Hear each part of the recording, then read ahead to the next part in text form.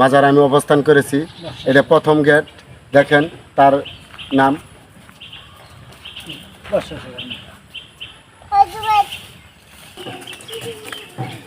দেখেন এই যে এই মাজার এটা একটা পাহাড়, এই পাহাড়ের ভিতরেই এই মাজারটা অবস্থান করে, মাজারটা হয়েছে। আল্লাহর ওলি যিনি সর্বসময় আল্লাহর ইবাদত করে আল্লাহকে রাজি খুশি করিয়ে আজ সে আল্লাহর পথে তিনি চলে গেছেন। যে আল্লাহ তাআলা ওনার কথা শুনে আল্লাহ ওনাকে অনেক অত্যন্ত ভালোবাসে বিদায় আজকে ওনার এই মাজারে অনেক মানুষজন আসে মানামানসিক করে। দেখেন এই যে পাহাড়ের কতগুলা গাছ। দেখেন আমি এখন মাজারে অবস্থান করিতেছি। মাজারটা হলো ওই যে মাজারে আমি অবস্থান করিতেছি। আপনারা দেখেন অসাধারণ মাজার, খুব সুন্দর একটা মাজার। একজন ওলি, একজন আল্লাহওয়ালা যিনি আল্লাহর ইবাদতে মশগুল ছিলেন, যার ইবাদতে আল্লাহ তাআলা খুশি হয়েছেন।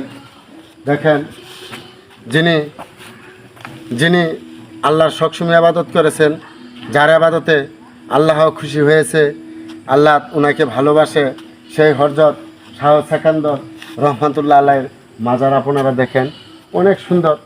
আপনাদেরকে ঘুরে ঘুরে দেখানো হবে।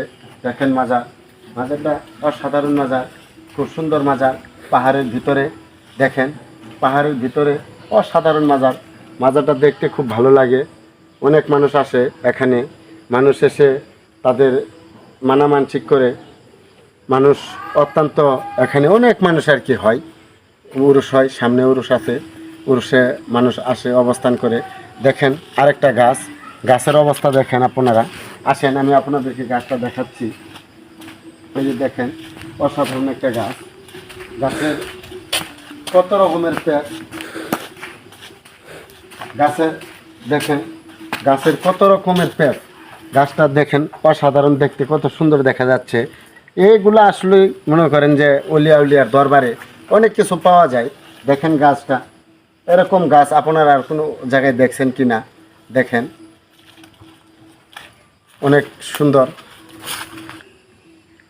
দেখেন পাহাড়ের ভিতর অসাধারণ গজারি গাছ এই জায়গাতে আল্লাহর ওলি অবস্থান করেছেন। দেখেন এই যে গাছ, কত মোটা মোটা গাছ, অসাধারণ গাছ। এগুলা সব গজারি গাছ। দেখেন অনেক গজারি গাছ, দেখেন আপনারা অনেক গজারি গাছ, অসাধারণ গজারি গাছ।